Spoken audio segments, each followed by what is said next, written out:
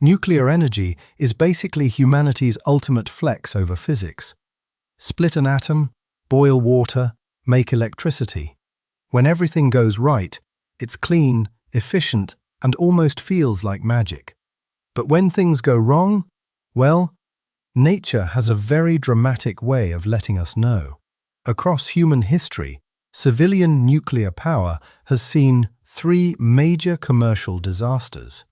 Today, we're unpacking 3 Mile Island, Chernobyl, and Fukushima Daiichi. We'll look at the science, the human mistakes, the natural disasters, and the legacy left behind. First stop, Pennsylvania, 1979, where a single stuck valve caused a whole nation to hold its breath. It's March 28, 1979. Located on a quiet island near Harrisburg, Pennsylvania, stands 3 Mile Island. Unit 2 was a brand new modern reactor, the gold standard of American nuclear engineering. At 4 a.m., a minor mechanical glitch caused the main feed water pumps to shut down. A pilot-operated relief valve opened automatically to release pressure. It was supposed to close once pressure normalized. Key phrase, supposed to. The valve stuck open. But here's the kicker. The control room instrument lied to the operators. The light indicated the valve was ordered to close, so operators assumed it actually was closed. With coolant steadily escaping, the nuclear core started running dangerously dry and overheating. Thinking the system was flooded, operators actually cut back on emergency cooling water. Talk about tragic irony. Without cooling, nearly half the nuclear core melted down. This rated a level 5 on the International Nuclear Event Scale, an accident with local consequences. Remarkably, the heavy concrete containment structure held.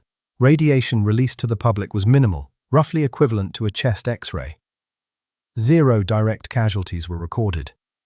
But psychologically, the damage was massive.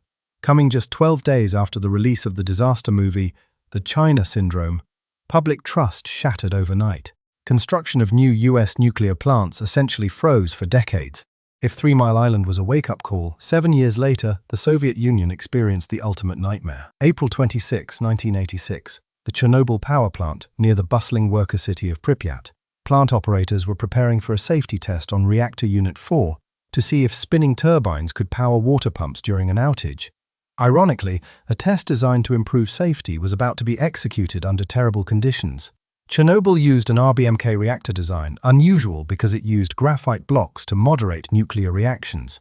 Crucially, RBMK reactors had a dangerous flaw, a positive void coefficient, and control rods tipped with graphite. Delays pushed the test into the late-night shift. Power dropped too low, poisoning the reactor with xenon gas. To regain power, operators pulled almost all control rods out.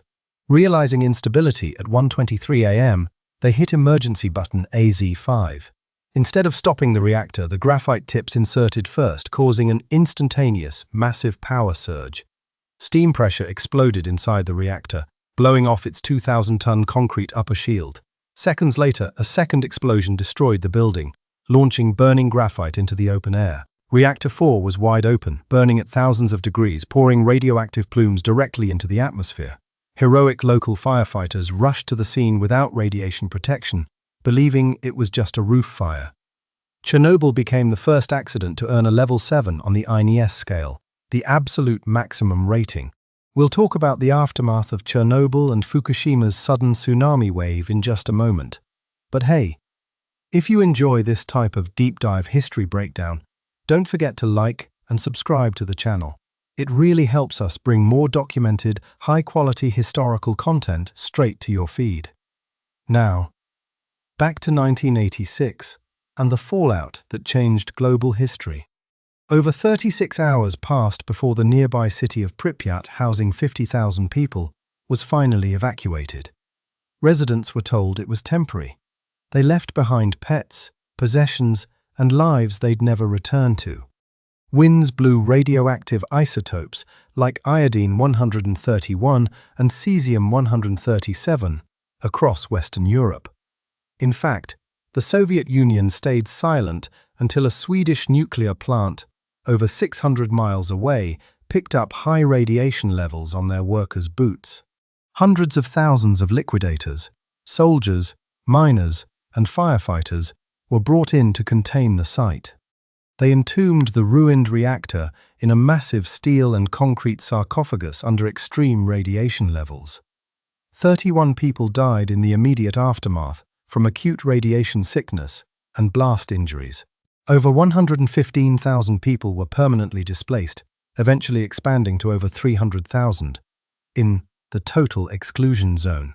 Decades later, in 2016, a colossal new shelter was slid over the site to safely enclose it for another century. Chernobyl forced the global nuclear industry to overhaul remaining RBMK reactors and prioritize international transparency. For 25 years, Chernobyl remained the singular benchmark for worst-case nuclear disasters. Until March 11, 2011, at the Fukushima Daiichi nuclear power plant in Okuma, Japan. At 2:46 p.m. local time, a massive magnitude 9.0 earthquake struck off the coast, the strongest in Japan's recorded history. Fukushima's safety systems performed flawlessly at first. Reactors automatically shut down, stopping the nuclear chain reaction. Power grid lines were severed, so emergency diesel generators kicked in to keep water pumping over hot fuel rods. But 41 minutes later, a monster 15-meter tsunami hit the coast, easily overtopping the plant's 5.7-meter seawall. Seawater swamped the basement backup generators and electrical switchgear. Station blackout. No external power, no generators, and battery backups designed to last only a few hours. Even when a nuclear reactor shuts down, decay heat from spent fuel requires active cooling for days. Water boiled away. Exposed metal fuel rods reacted with steam, creating immense amounts of hydrogen gas. Over the next 3 days, hydrogen gas built up and exploded in units 1, 3, and 4, destroying secondary containment buildings. Reactors 1, 2, and 3 suffered full core meltdowns as molten fuel dropped to the bottom of primary containment vessels. Fukushima Daiichi became only the second event in history to reach an INES Level 7 rating. Plant workers, dubbed the Fukushima 50, stayed behind under terrifying conditions, pumping seawater to cool the cores. The Japanese government ordered a 20-kilometer evacuation zone, relocating approximately 165,000 residents. Radiation was successfully kept far below Chernobyl levels, thanks to containment structures and favorable winds blowing plumes offshore. Remarkably, there were 0 immediate deaths from acute radiation exposure due to the disaster.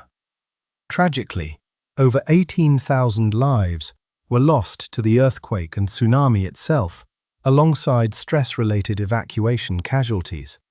Managing contaminated groundwater became a decade-long challenge, leading to massive tank farms built across the site. In 2023, Japan began releasing ALPS-treated water into the ocean, verified as safe by the International Atomic Energy Agency. Now, let's step back and look at how these 3 iconic disasters stack up against each other. 3 Mile Island was a mechanical failure worsened by confusing instrumentation and operator misunderstanding. Chernobyl was a fundamental reactor design flaw combined with reckless operational protocol. Fukushima was primarily an external natural disaster exceeding the station's engineered sea defenses. Notice a pattern. Containment is everything. TMIs. Containment held. Chernobyl lacked a modern containment building entirely. Fukushima had robust containment, which prevented a Chernobyl-level open atmospheric surge despite core meltdowns. Each disaster fundamentally reshaped global energy policy and nuclear safety engineering worldwide. 3 Mile Island led to the creation of INPO, the Institute of Nuclear Power Operations, re-engineering human-machine interfaces. Chernobyl forced global cooperation, international peer reviews, and the total elimination of positive void risk in remaining plants. Fukushima taught the world to prepare for beyond design basis events. Backup generators were moved to rooftops and seawalls raised. Modern Generation 3+ reactors now feature passive safety systems that cool themselves without any electricity or human action for days. Today, the industry is shifting toward small modular reactors, or SMRs, built-in factories with simplified designs. Statistically, despite these headline-grabbing disasters, nuclear remains among the safest energy sources per unit of electricity produced. It produces zero direct carbon emissions during operation, making it a major topic in modern climate change debates. Yet, challenges like long-term radioactive waste storage and immense upfront construction costs remain hot debates. Striking the balance between safety, cost, and clean power is the puzzle every nation is currently trying to solve. 3 Mile Island showed us that even minor component failures demand perfect human understanding.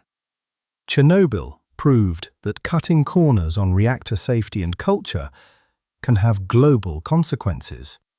And Fukushima reminded us that nature's extreme forces can humble even our best engineering. Understanding these events isn't about fear. It's about appreciating how far engineering safety has evolved through hard lessons.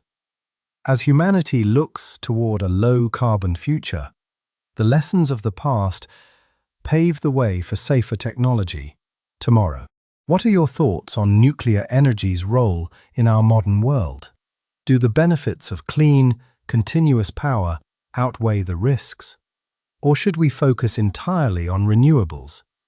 Let us know in the comments below.